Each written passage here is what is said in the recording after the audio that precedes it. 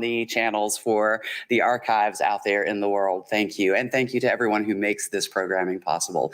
Welcome. We're delighted to have you here today also to talk about our show, It's a Wonderful Life, a live radio play now at Alabama Shakespeare Festival on our Octagon stage. So this is a great Christmas classic that's told in a new way. So what William and Cassandra, who I'll introduce in just a moment, are going to talk to you about is how this works with a sort of a play on top of a play on top of a play, which is a story that everybody loves and we're telling in a new way. It's lovely in this space because you get to see all of these wonderful things that these actors are doing. William Demerit is our George Bailey and various other characters and sounds that you see and hear on the stage.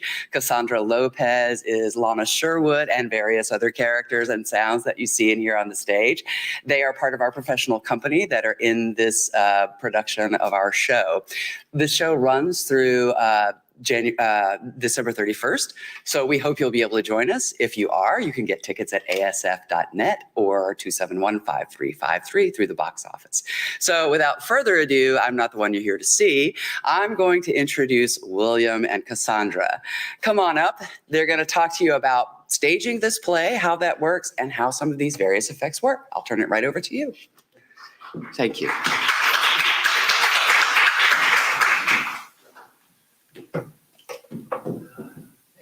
Thanks for being with us this early afternoon. So I'm William Demerit. I play George Bailey mainly. I'm Cassandra Lopez. I play Lana Sherwood, who plays a bunch of people throughout the show. So as has been indicated, it's a stage radio play, and it's also sort of a play within a play. Lana Sherwood and Jake Lawrence are two actors in a company in a 1940s radio studio that are doing a production of a radio play of It's a Wonderful Life. So we are staging the 1940s radio studio and the actors doing It's a Wonderful Life. So and then you've got the play within the play, so you get to see It's a Wonderful Life. For those of you, I assume some of you might be radio buffs, some of you may not be, right? So motion pictures started in the late 1800s. Talkies didn't come around until the 1920s, and everything changed with television in the 1950s. But before the 1950s, once talkies happened, there was something developed by a man named Jack Foley, which we now know as the Foley Arts. So anything you see on television or in film, whether it's like The Avengers or intimate drama with Julianne Moore, a lot of the sounds you hear don't get recorded live. They get put in later. And sometimes when it's something as simple as a door opening, they might actually have a door in a Foley studio and that might open. Or if it's a creaky door,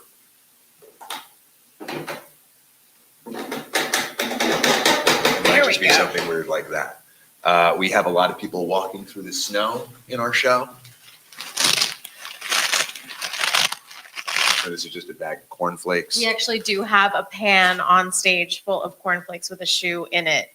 And that is one of the ways that they are able to make someone walk through the snow. Another one is it's a rubber glove full of rock salt. And if you hold it and just kind of squish it. Similar to this. So in our show, what you're going to see is a lot of actors standing at mics and running from mic to mic because we're trying to bridge the gap between like a live theater production, but also the reality of being in a voiceover studio, right? So in a voiceover studio, you wouldn't necessarily be running around, but we have to keep it interesting for the people in the audience. So we have different Foley apparatuses, props, whatever word you want to use, at different parts of the stage. I think we've got about 7 different stations around the stage. So we've got 2 in the very front. We've got a table in the middle. We've got a station in the back, and then some random things that if you come to see the show, you'll see are just kind of randomly placed everywhere. These are like the props we use, but we couldn't actually bring the props in the theater. Some of these are actually ones that we cycled through and rehearsed with and decided for whatever reason, whether it was size on the table or practicality, if that's even the word, that we didn't use. So like this is one of the things that we used towards the beginning of the show that was unfortunately cut for a larger version of what water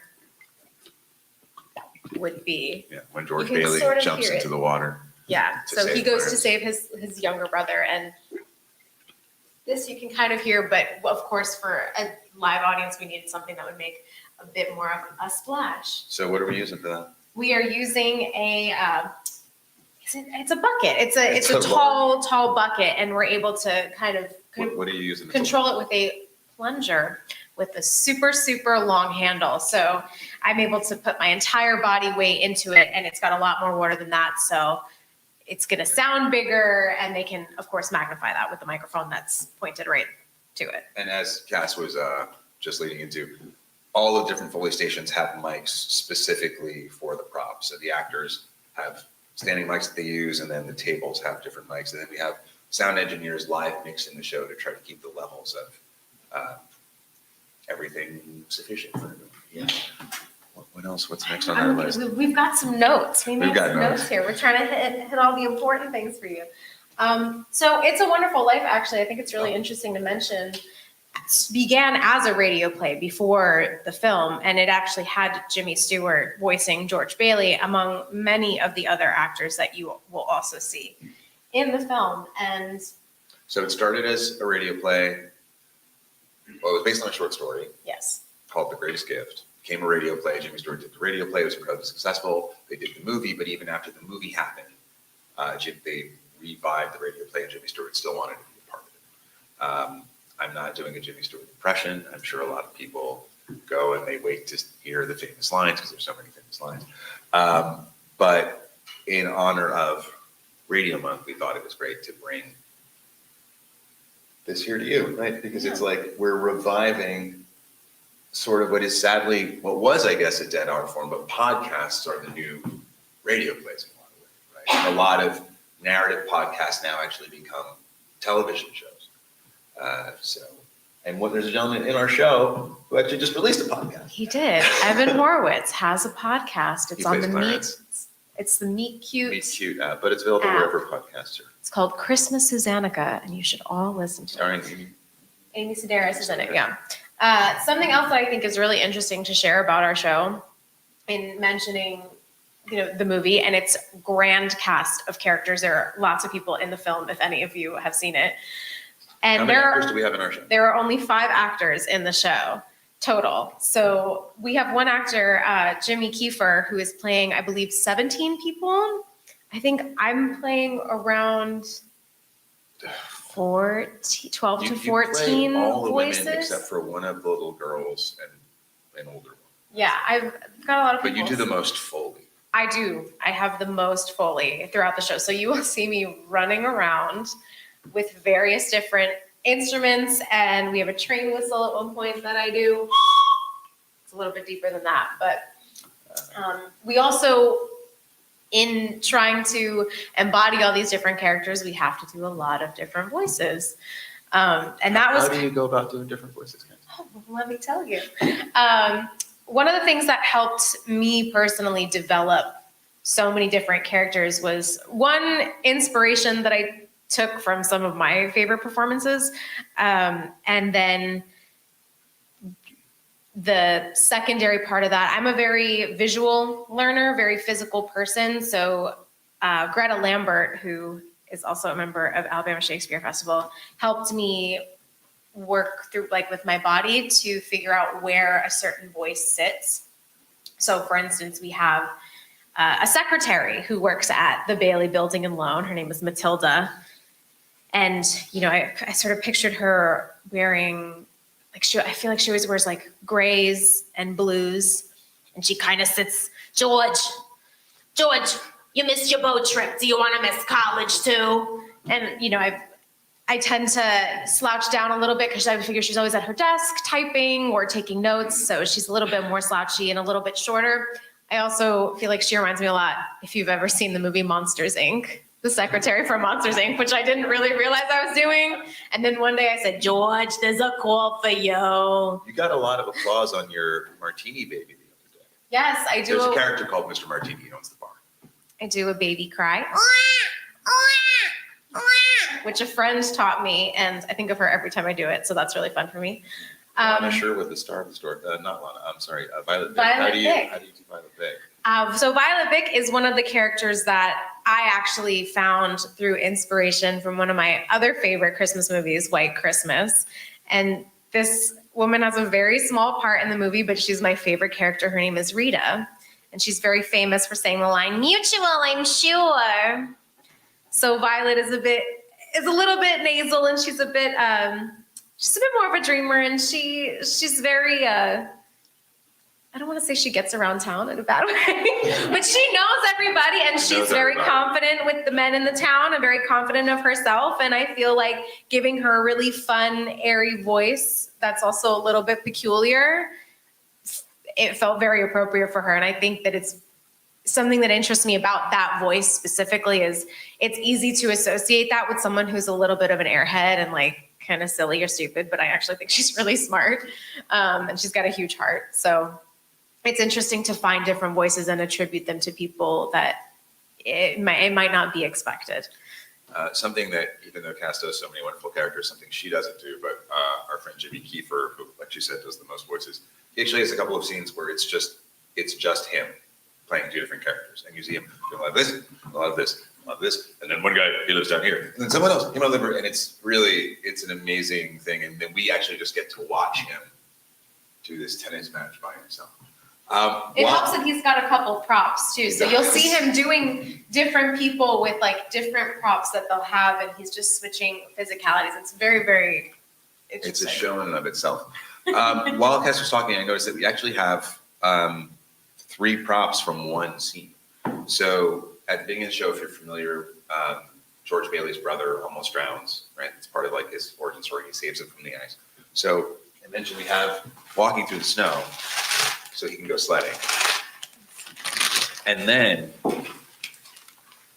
we had made the sledding sound with a newspaper and a brush, but we don't wonder if I have the can brush. find something that can do it here. This is how we actually figured things out in rehearsal. We had a table full of things, and we would just got to play for like 3 days. pick things up and see what type of sounds they made. So, But when he breaks through the ice, you can just take pasta, and it actually sometimes sounds better if you do it like that. With our teeth. Yeah. If you have sledding, I usually have a brush, but this is probably the best thing I can do right now against a newspaper. And if you, what did you say? The sledding, a bunch of boys sledding down a hill. Yeah. The brush is a little bit more. So let's do it. Let's do it. So they walk to the sled. I don't know my script. No, we're just doing it in order. So Okay, let's see. a bunch of boys walking up a hill, and they sled down the ice, and then he falls through the ice. And then he's in the water. Yeah. Which, of course, larger sound. Larger sound. Do you all have any questions for us? Sure. Yeah. Yeah. If there's so many props and you're running point A to point B, point C, the placement of the props, does that become important? That was a big part of the choreography. Is Just real quick, if we could, since the live streamers, so they can hear the question. repeat the question. So that to repeat the question, Right. and that way they can hear it. Is the location of the props important? That was a big trial and error. There's a lot of the choreography is, well, I used to do the door knock, but now I'm in a scene that's over here, so who else can do Yeah, the door knock? once we moved into the theater, because being in the rehearsal room is completely different. And we had a really great system working for us. They taped out on the floor what the stage would look like, and so that we could get an idea of the depth that we were working with and kind of roughly where things would be. And of course, when you move into the theater and you start technical rehearsals, all that changes. And you're prepared to unlearn lots of things that you've learned already. So we first figured out, I think we just kind of played around with the scene work and saw where everybody stood. And from there, it was like, okay, so the props, due to size or where they needed to live sound-wise in the space or whatever, they're going to be on this table, and this table. Okay, well, now we have to figure out where we're going to be blocked to stand. Okay, so this person's here, this person's here. Okay, so in this scene, we have the car door, car horn, and the car engine. Okay, well, the car horn's there, the car door is back here, and the sound for the engine is over here. Who's standing there at that moment? So in rehearsal, it may have been someone else that was doing it, and then it ended up getting reassigned. So it was a couple week process of figuring out where things went, who was there, and if that worked with what was happening in the scene. And there was something you really liked doing that you lost the chance to do a few times because of the new blocking, right? We have the chimes. We have a row of chimes, beautiful chimes. Which kind of symbolize when we go from Clarence in heaven to the real world. So Yeah. every time we go back and forth, you're in the Angels chimes. talking, real world. It's a great way to kind of bridge that divide. And I love doing the chimes. I don't know why. I can't explain it. But in this blocking, I think I lost like 3 or 4 of the times that I did chimes, and I was very, very sad. But then, of course, when we ended up towards the end of the technical process, I think I gained like 3 of them back. So. And she was mentioning cars. A lot of our cars are really just this. There's that's a lot of our cars. Car engine, voice into a can is very. The kids love it. They do. We also have dinner. Oh yeah, this is my dinner template.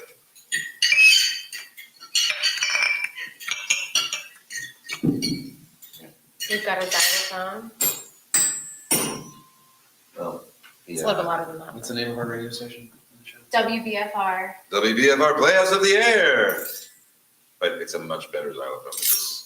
You guys are You get just the very idea. good. Anyone else have any other questions, big or small, about the show or Foley or anything? Yes. It looks like that box has lots of things in it. What all is it? That tall wooden box right on, yeah, that. So this is actually Let's try not a that. box. It is a creek machine.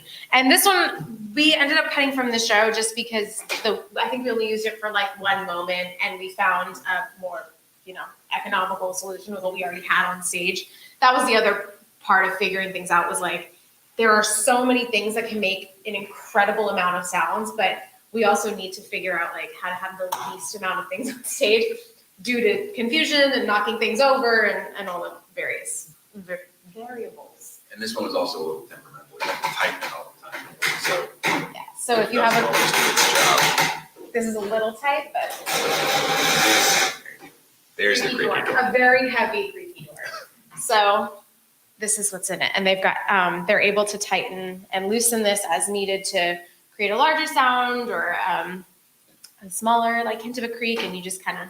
Our props department made us out of wood and canvas a wind machine, which is about this big. And it's the same sort of wind machine you'll see in a lot of Foley studios for I don't know, I guess movies like Twister, Gusty, It's got a big Wizard of Oz. Technically. crank on it and a canvas sheet that kind of lays over it. And if you crank it very, very slowly, you get like a sort of wind. And then if you crank it fast, it sounds like a storm. It's really neat. I will ask a question. Yeah. In this show, you have a live audience. Yes. Like live radio plays would have had a live audience. Yes. Can you talk about that and how you shift for them to know what's happening?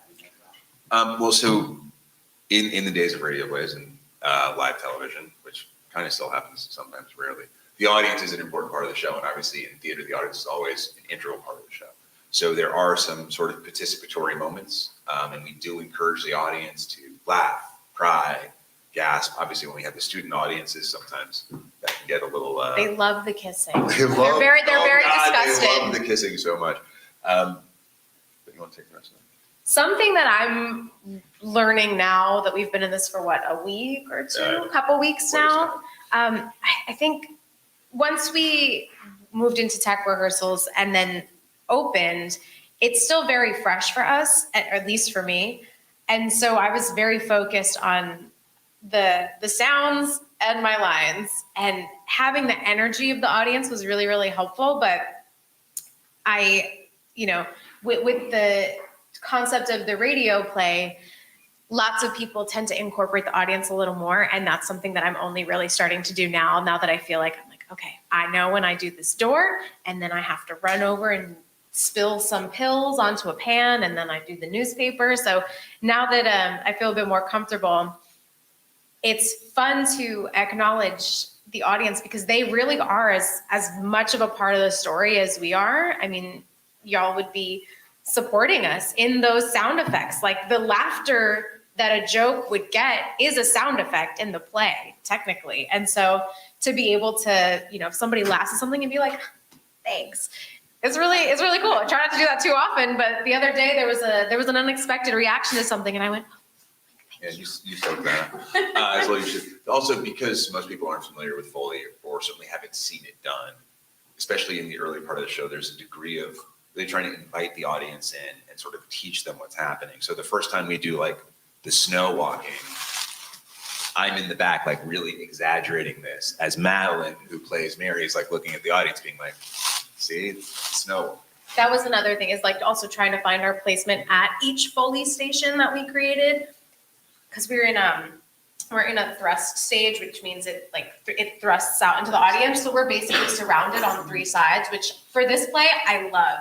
To be more interactive with the people around us is perfect for radio play.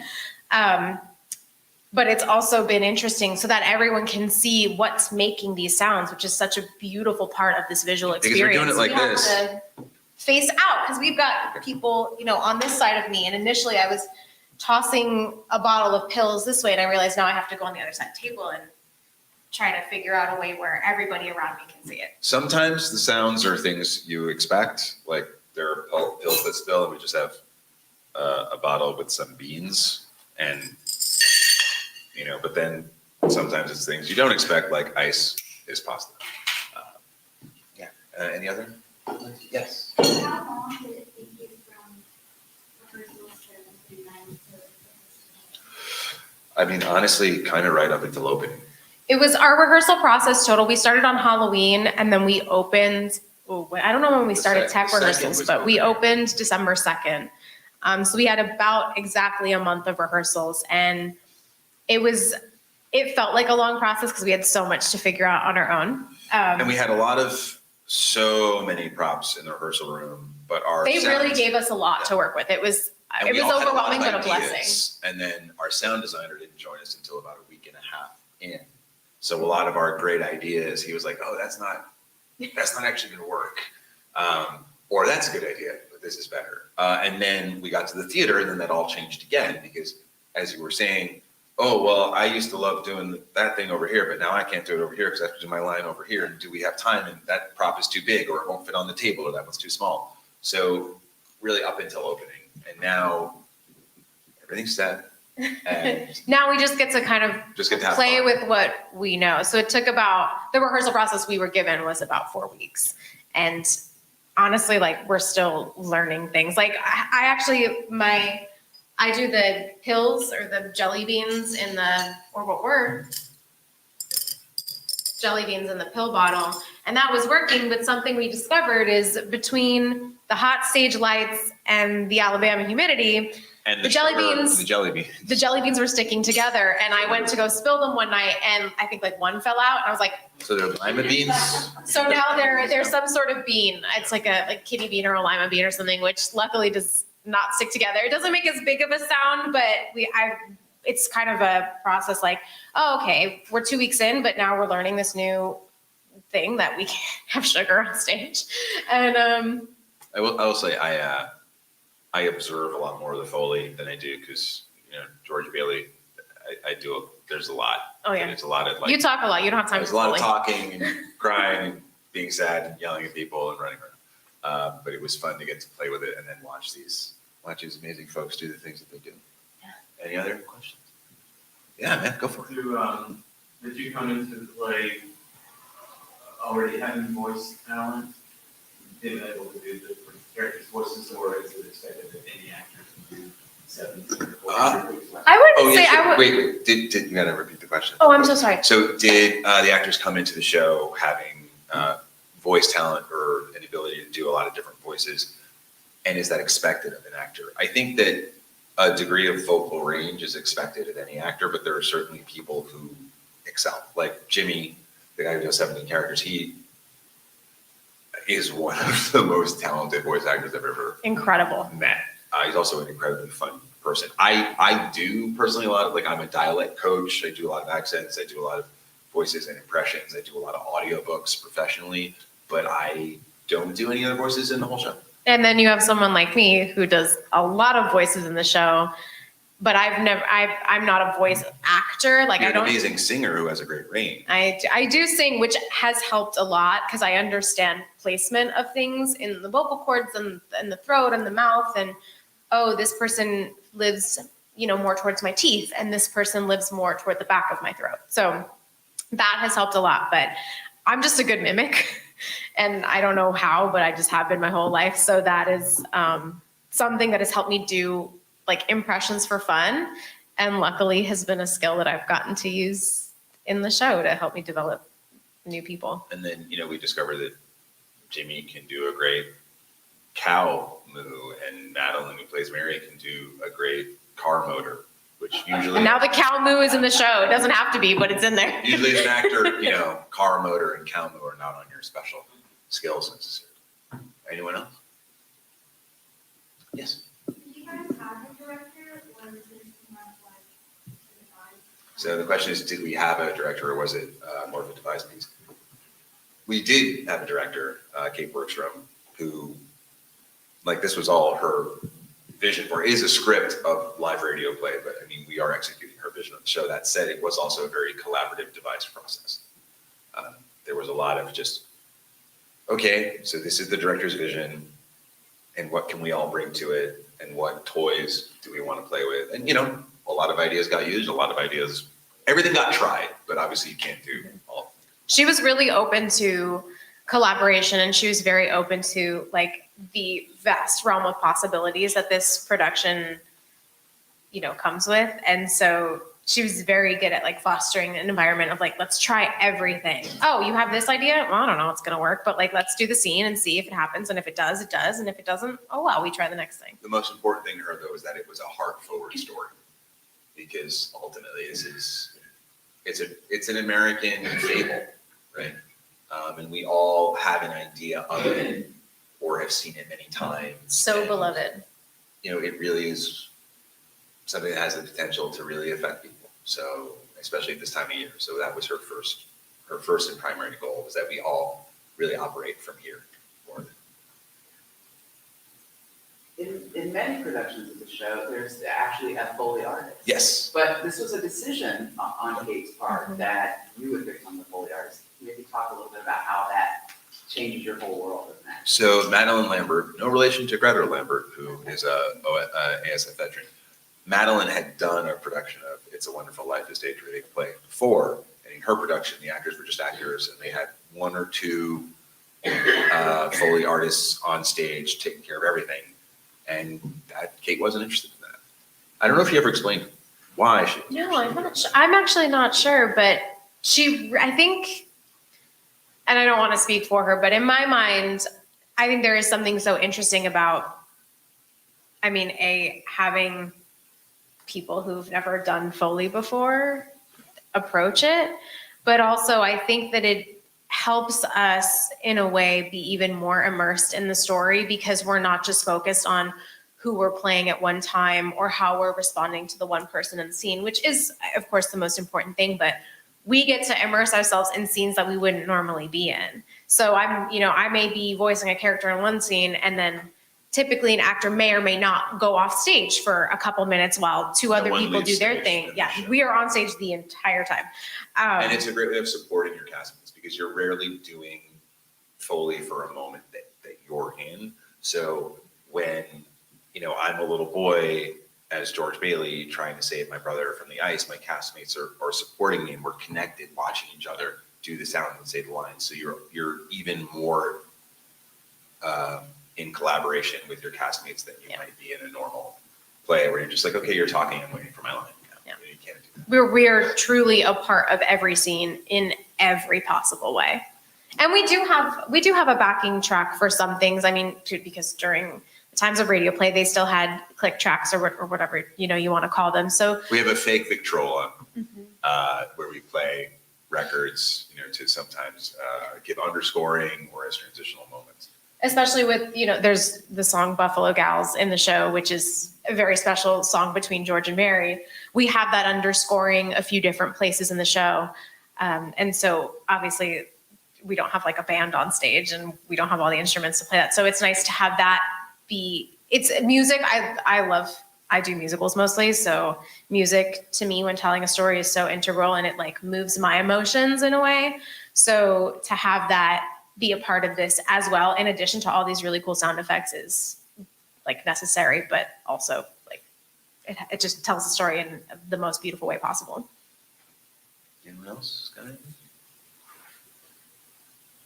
It's okay. Well, I think maybe the final question is just remind everybody how long the production's going to be about. Our production runs about what, 90 minutes? Know how long it's I been? know, but I'm doing a two-part thing.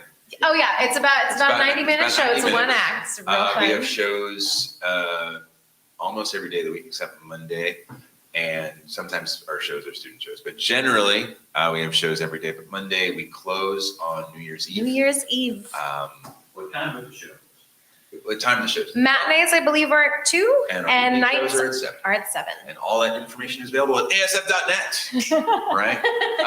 But I've been lucky and I've done a lot of plays over the last few years, and I think this is one of the more special productions I'll do. This is a very unique experience we're getting. Like I've never heard of actors doing, I'm not to say it's never happened, obviously, but I've never heard of actors doing their own Foley in a play. So this is definitely, It's also one of the most challenging things I've ever done. But yeah, it's definitely a unique experience that we're getting to be a part of. Please come see the show. Bring your parents, bring your kids. It's really special, and it's a special thing to be able to share with the people you care about at this time of year. In my opinion. What are the admission prices? I don't know that. You know those answers. There you go. I just worked there. Tickets for the shows start at $25. We have zones, you can go all the way up to our A zone at $64, but we've got a price. But every seat is a good seat. It's a small, intimate house. In a thrust. It's a thrust, and I make sure that every seat gets some love. We've been direct. Oh yeah, we've worked real hard for that because we want everyone to be a part of it. Exactly, and of course, we hope you'll come for the holidays and stay for the rest of the season. But yes, asf.net to get tickets, but you can always call the box office at 271-5353. Is this an octagon? Correct. We're in the Octagon, yeah, which I love the space. I don't know if any of y'all have been or not been, but the Octagon is almost, I mean, I don't want to say, it's not as small as like a very tiny black box theater, but it's not the festival stage, which is the larger space. 260 seats. Yeah, it's a great house for a radio play. It makes it more intimate. Thank you. Thank you all so much. Thank you. Thank you all for coming. I hope you enjoyed this program. I hope you go and see the production at the Alabama Shakespeare Festival, and as well, maybe get a season package. And also, please come down to the archives to see Alabama Radio Moments. Thank you all so much. Thank you.